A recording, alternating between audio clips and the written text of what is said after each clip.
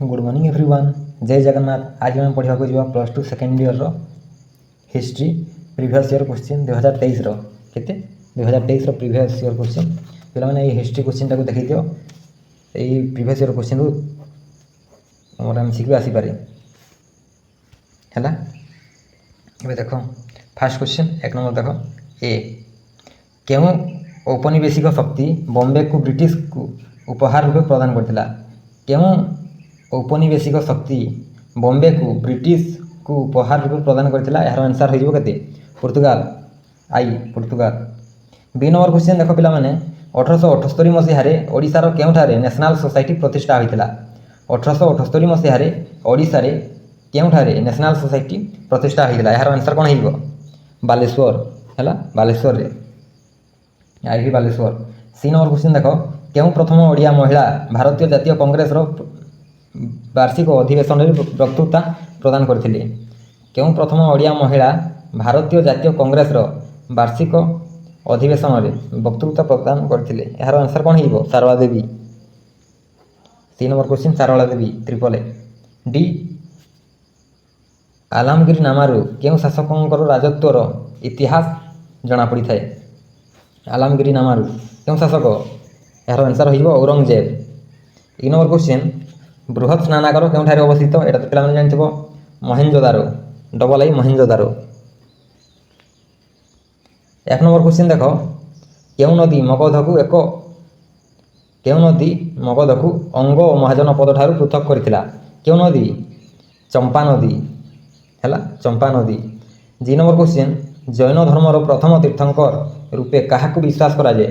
जैन धर्मर प्रथम तीर्थंकर रूपे ऋषभनाथ को विश्वास करा जाए हैला। एज देख मौर्य शासन रे तक्षशिला क्यों राज्यर राजधानी थिला। मौर्य शासन रे तक्षशिला उत्तर पथर राजधानी थिला।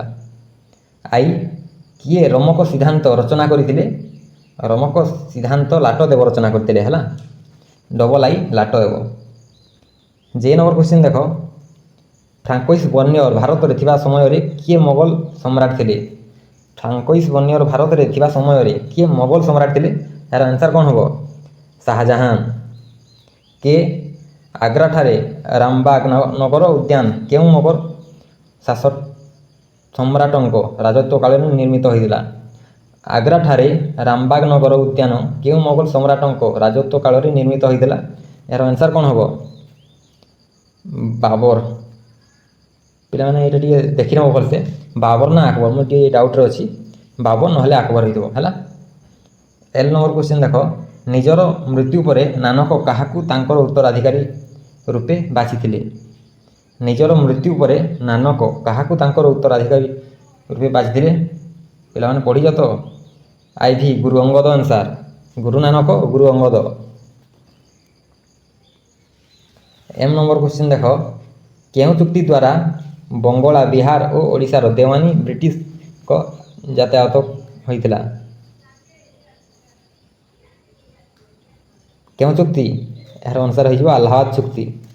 अलाहाबाद चुक्ति ट्रिपल आई हैला। एन नंबर क्वेश्चन क्यों विद्रोहर कारण खोजिबा पई वाल्टर उवेर को अध्यक्षतार एक कमिटी गठित होइतिला। क्यों विद्रोहर कारण खोजिबा पई वाल्टर यूवर को अध्यक्षतार एक कमिटी गठित होइतिला। एन नंबर क्वेश्चन आंसर हो खोर्धा विद्रोह। क्यों विद्रोह खोर्धा विद्रोह डबल आई खोर्धा विद्रोह। ओ ओडिशार इंचुड़ी ठारे किए प्रथम में लवण आईन भंग करथिले। ओडिशार इंचुड़ी ठारे किए प्रथम लवण आईन भंग करथिले। यार आंसर हो कौन आचार्य हरिहर। आचार्य हरिहर हैला। एबे देख डेस्पुरम शून्य स्थान पूरण कर हैला। ए नंबर क्वेश्चन ब्रिटिश डैश को तांकर साम्राज्यर ग्रीष्म राजधानी घोषणा करथिले। काहाकू शिमला राजधानी। पिला ने लेखिक रह एटा शिमला राजधानी। बी नंबर क्वेश्चन देख प्रशासनिक सुविधा दृष्टि संबलपुर 1817 मसीह डैश प्रदेश सह संलग्नीकृत होइतिला। प्रशासनिक सुविधा दृष्टि संबलपुर 1817 मसीह डैश प्रदेश केउ प्रदेश केंद्र प्रदेश सहित संलग्नीकृत होइतिला। सी नंबर मधुसूदन दासंको ଉତ୍କଳ ଗୌରବ ଉପାଧିରେ ଡ୍ୟାସ୍ କରିଥିଲେ। ମଧୁସୂଦନ ଦାସଙ୍କୁ ଉତ୍କଳ ଗୌରବ ଉପାଧିରେ ଡ୍ୟାସ୍ ଭୂଷିତ କରିଥିଲେ। କିଏ ଭୂଷିତ କରିଥିଲେ? ଆଚାର୍ଯ୍ୟ ପ୍ରଫୁଲ୍ଲଚନ୍ଦ୍ର ରାୟ।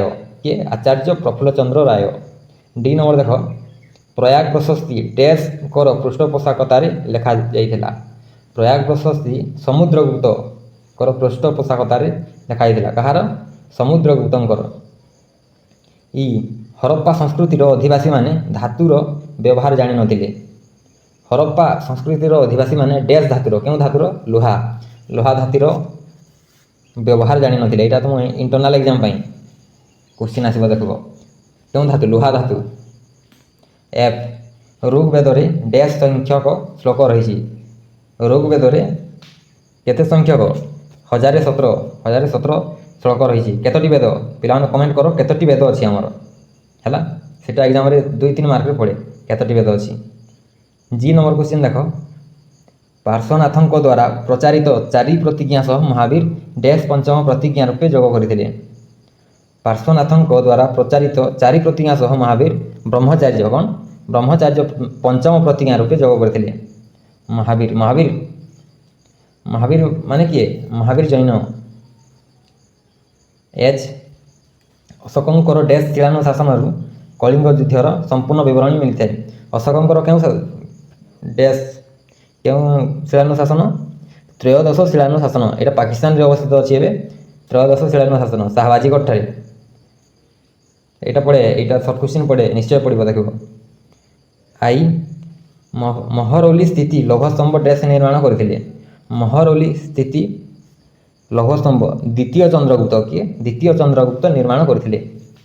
ଯେ ନମ୍ବର କ୍ୱେଶ୍ଚିନ୍ ଦେଖ, ମହମ୍ମଦ ବିନ୍ ତୁଗଲକ ଇବନ ବତୁତାଙ୍କ ଦିଲ୍ଲୀର ଡ୍ୟାସ୍ ପଦରେ ନିଯୁକ୍ତି ଦେଇଥିଲେ। ମହମ୍ମଦ ବିନ୍ ତୁଗଲକ ଇବନ ବତୁତାଙ୍କୁ ଦିଲ୍ଲୀରେ କାଜୀ ପଦରେ ନିଯୁକ୍ତି ଦେଇଥିଲେ, ହେଲା। କେ ନମ୍ବର ଦେଖ, ଇଲତୁତ୍ମିଶଙ୍କ ମୃତ୍ୟୁ ପରେ ଡ୍ୟାସ୍ ଭାରତରେ ସୁଲତାନ ହୋଇଥିଲେ। ଇଲତୁତ୍ମିଶଙ୍କ ମୃତ୍ୟୁ ପରେ କିଏ ଭାରତରେ ସୁଲତାନ ହେଇଥିଲେ? କିଏ? ରେଜିଆ ସୁଲତାନ। ପ୍ରଥମ ଲେଡି ରାନୀ ମୋଗଲ ସାମ୍ରାଜ୍ୟର, ହେଲା, ରେଜିଆ ସୁଲତାନ। ଏଇଟା ପଡ଼େ। ଏବେ ଦେଖ,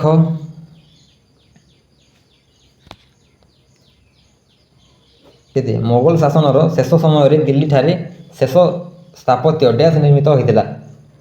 ମୋଗଲ ଶାସନରେ ଶେଷ ସମୟରେ ଦିଲ୍ଲୀଠାରେ ଶେଷ ସ୍ଥାପତ୍ୟ, ମୋଗଲ ଶାସନ ଯେତେବେଳେ ହେଉଥିଲା ସେତେବେଳର ଶେଷ ସ୍ଥାପତ୍ୟ କ'ଣ?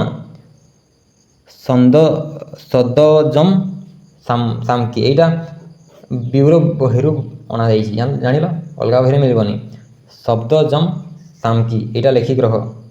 ଏଇଟା ଏତେ କ୍ୱେଶ୍ଚିନ୍ ପଡ଼େନି, ତେବେ ଲେଖିକି ରହିଥାଅ।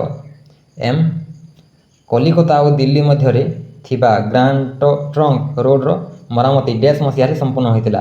କଲିକତା ଓ ଦିଲ୍ଲୀ ମଧ୍ୟରେ ଥିବା ଗ୍ରାଣ୍ଡ ଟ୍ରଙ୍କ ରୋଡ଼ର ମରାମତି ଡ୍ୟାସ୍ ମସିହାରେ ସମ୍ପୂର୍ଣ୍ଣ ହୋଇଥିଲା। କେଉଁ ମସିହାରେ? 1850 ମସିହାରେ ଗ୍ରାଣ୍ଡ ଟ୍ରଙ୍କ ରୋଡ଼ ମରାମତି ସମ୍ପୂର୍ଣ୍ଣ ହୋଇଯାଇଥିଲା, ହେଲା। ଏନ୍ ନମ୍ବର କ୍ୱେଶ୍ଚିନ୍ ଦେଖ, 1803 ଖ୍ରୀଷ୍ଟାବ୍ଦରେ ଡ୍ୟାସ୍କୁ ପରାସ୍ତ କରି ବ୍ରିଟିଶ ଓଡ଼ିଶାକୁ 1803 ମସିହାରେ କାହାକୁ? ମରାଠାଙ୍କୁ ପରାସ୍ତ କରି ବ୍ରିଟିଶ ଓଡ଼ିଶାକୁ ଦଖଲ କରିଥିଲେ। ଓ ନମ୍ବର କ୍ୱେଶ୍ଚିନ୍ ଦେଖ, ଗାନ୍ଧୀ ଲଣ୍ଡନଠାରେ ଡ୍ୟାସ୍ ଗୋଲ ଟେବୁଲରେ ବୈଠକରେ ଯୋଗ ଦେଇଥିଲେ। ଡ୍ୟାସ୍ ଗୋଲ ଟେବୁଲ ବୈଠକରେ ମାନେ ଦ୍ୱିତୀୟ ଗୋଲ ଟେବୁଲ ବୈଠକରେ ଯୋଗ ଦେଇଥିଲେ। ପ୍ରଥମରେ ଦେଇନଥିଲେ, ଦ୍ୱିତୀୟରେ ଦେଇଥିଲେ, ହେଲା। ଦେଖ, ଏବେ 3 ନମ୍ବରକୁ ଆସିଲା 2 ମାର୍କିଆ କ୍ୱେଶ୍ଚିନ୍। ଦେଖିନିଅ, ଲେଖିକି ନେଇଯାଅ, ସର୍ଟ ନୋଟ୍ କରିକି ପ୍ରାକ୍ଟିସ୍ କର, ହେଲା। ସର୍ଟ ନୋଟ୍ କରିକି ପ୍ରାକ୍ଟିସ୍ କର। ଏ ନମ୍ବର କ୍ୱେଶ୍ଚିନ୍, କିପରି ଭାବରେ ବ୍ରିଟିଶ ଦାର୍ଜିଲିଂଠାରେ ଏକ ଶୈଳନିବାସ ପ୍ରତିଷ୍ଠା କରିଥିଲେ? ବି ନମ୍ବର, କେଉଁଠାରେ ଓଡ଼ିଆରେ ପ୍ରଥମ ସାପ୍ତାହିକ ସମ୍ବାଦପତ୍ର ପ୍ରକାଶିତ ହୋଇଥିଲା? ଏହାର ନାମ କ'ଣ? ସି ନମ୍ବର, ଭାରତର ସମ୍ବିଧାନ ପ୍ରଣୟନ ସଭାର ଏକମାତ୍ର ଓଡ଼ିଆ ମହିଳା ସଦସ୍ୟ କିଏ ଥିଲେ ଓ କିଏ ତାଙ୍କର ସ୍ୱାମୀ ଥିଲେ? ଡି ନମ୍ବର, ଦେବୀ ଚନ୍ଦ୍ରଗୁପ୍ତମର ରଚୟିତା କିଏ ଏବଂ ଏଥିରେ କାହା ବିଷୟରେ ବର୍ଣ୍ଣନା କରାଯାଇଛି? ଇ ନମ୍ବର କ୍ୱେଶ୍ଚିନ୍, କେବେ ଓ କେଉଁ 2 ପତ୍ନୀବିତ୍ଙ୍କ ଦ୍ୱାରା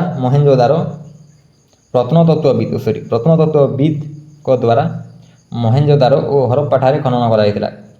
କେବେ ଓ କେଉଁ ପ୍ରତ୍ନତତ୍ତ୍ୱବିତ୍ଙ୍କ ଦ୍ୱାରା? କେବେ? ସାର୍ଜନ ମାସ୍ଲୋ, ଦୟାରାମ ସାହାଣୀ। ମନେ ଅଛି ନା ନାହିଁ?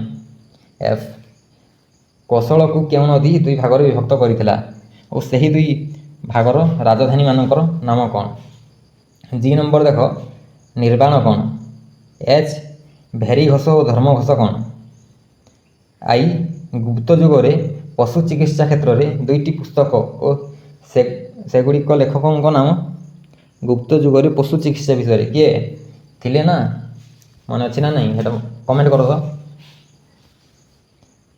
ଯେ ନମ୍ବର ୱାଲି କିଏ ସେ ଶାସନ କରୁଥିବା ଅଞ୍ଚଳକୁ କ'ଣ କୁହାଯାଉଥିଲା?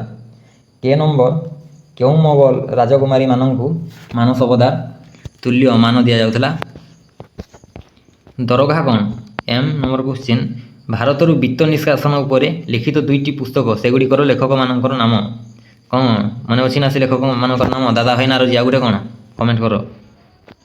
ଏନ୍ ନମ୍ବର କଟକର କେଉଁଠାରେ ଗାନ୍ଧୀ 1921 ମସିହାରେ ଦୁଇଟି ଏଇଟା ତ ଦିଶୁନି ପିଲାମାନେ ଉଦ୍ବୋଧନ କରିଥିଲେ 1921 ମସିହାରେ ଦୁଇଟି ସରି ଏଇଟା ତ ଦିଶୁନି ଏନ୍ ନମ୍ବର କ୍ୱେଶ୍ଚିନ୍ ନେକ୍ସଟ କ୍ଲାସ୍ରେ ମୁଁ କହିଦେବି ଏନ୍ ନମ୍ବର କ୍ୱେଶ୍ଚିନ୍ଟା ହେଲା। ଓ ନମ୍ବର କ୍ୱେଶ୍ଚିନ୍ ଦେଖ କେବେ ଓ କେଉଁଠାରେ ଅଖିଳ ଭାରତୀୟ କଂଗ୍ରେସ କମିଟି କ'ଣ ଭାରତ ଛାଡ଼ ପ୍ରସ୍ତାବ ଗୃହୀତ କରିଥିଲା ଓ କିଏ ସେହି ଅଧିବେଶନରେ ଅଧ୍ୟକ୍ଷତା ଥିଲେ? କେବେ ଓ କେଉଁଠାରେ ଅଖିଳ ଭାରତ କଂଗ୍ରେସ କମିଟି ଭାରତ ଛାଡ଼ ପ୍ରସ୍ତାବ ଗୃହୀତ କରିଥିଲେ ଓ କିଏ ସେହି ଅଧିବେଶନରେ ଅଧ୍ୟକ୍ଷତା କରିଥିଲେ? ହେଲା 3 ମାର୍କିଆ କ୍ୱେଶ୍ଚିନ୍ ଦେଖ ଏ ଉଲେମା, ବି ମାନସବଦାରୀ ବ୍ୟବସ୍ଥା, ସି ସନ୍ନ୍ୟାସୀ ବିଦ୍ରୋହ ଓ ଆନନ୍ଦ ମଠ, ଡି ଲବଣ ସତ୍ୟାଗ୍ରହ ସମୟରେ ଇଞ୍ଚୁଡ଼ି ଯାତ୍ରା, ଇ ସରଳା ଦେବୀ, ଏଫ୍ ହୁଏନ୍ସାଂ, ଜି ଖ୍ରୀଷ୍ଟପୂର୍ବ 6ଠ ଶତାବ୍ଦୀରେ ଗଣସଂଘ, ସି ମୌର୍ଯ୍ୟ ସାମ୍ରାଜ୍ୟର ସାମରିକ ଶାସନ। ଲଙ୍ଗ କ୍ୱେଶ୍ଚିନ୍ ଦେଖ ଏବେ 5 ନମ୍ବର ମଧ୍ୟଯୁଗୀୟ ଭାରତର ଭକ୍ତି ପରମ୍ପରାକୁ କବିର ଓ ନାନକଙ୍କ ନୀତି ଓ ଅବଦାନମାନର ମୂଲ୍ୟାୟନ କର। 6 ନମ୍ବର ହରପ୍ପା ସଭ୍ୟତାର ନଗର ପରିକଳ୍ପନା ଜଳ ନିଷ୍କାସନ ବ୍ୟବସ୍ଥା ବା ଓ ସର୍ବସାଧାରଣ ଅନୁଷ୍ଠାନମାନଙ୍କ ବିଷୟରେ ଆଲୋଚନା କର। କଳିଙ୍ଗ ଯୁଦ୍ଧ କାରଣ ଓ ଫଳାଫଳମାନ ଆଲୋଚନା କର। ଭାରତ ଛାଡ଼ ଆନ୍ଦୋଳନରେ ଓଡ଼ିଶାର ଭୂମିକା ଉପରେ ଏକ ଲେଖ। 9 ନମ୍ବର ଓଡ଼ିଶାକୁ ଏକ ସ୍ୱତନ୍ତ୍ର ପ୍ରଦେଶ ଗଠନ କରିବାରେ ମଧୁସୂଦନ ଦାସଙ୍କ ଅବଦାନ ମୂଲ୍ୟାଙ୍କନ କର। 10 ନମ୍ବର ସାନ୍ତାଳ ବିଦ୍ରୋହର ପୃଷ୍ଠଭୂମି ଗତିଧାରା ଓ ଫଳାଫଳମାନ ଉପରେ ଏକ ଟିପ୍ପଣୀ ଲେଖ।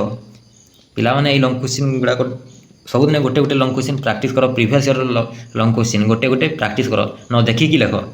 ଆଉ ଏଇ କ୍ୱେଶ୍ଚିନ୍ ଦେଖିକି ମୁଁ ଲେଖିଦେବି ବୋଲି ଭାବନା, ସେଇଠି ଏକ୍ଜାମ୍ରେ ନହେଲେ ପ୍ରୋବ୍ଲେମ୍ ହେବ। ଏବେଠୁ ଅଭ୍ୟାସ କରିଦେଲେ ତୁମର ସବୁ ଠିକ୍ ହେଇଯିବ। ପିଲାମାନେ ଆଉ କେଉଁ ଇୟର୍ର କ୍ୱେଶ୍ଚିନ୍ ପେପର୍ ଦରକାର ପ୍ରିଭିୟସ୍ ଇୟର୍ର ମୋତେ କମେଣ୍ଟ କର, ମୁଁ ଭିଡ଼ିଓ କରିଦେବି ହେଲା।